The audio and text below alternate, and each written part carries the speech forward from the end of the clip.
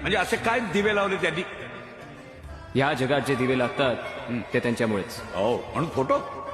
मग माझा फोटो का नाकारलास तू? तुम्ही असे काय दिवे लावलेत? जो रोज सकाळी पूर्वेकडून पश्चिमेकडे जातो तो दिवा मी लावलाय, म्हणजे सूर्य. आणि त्याचं तुम्हाला बिलही येत नाही.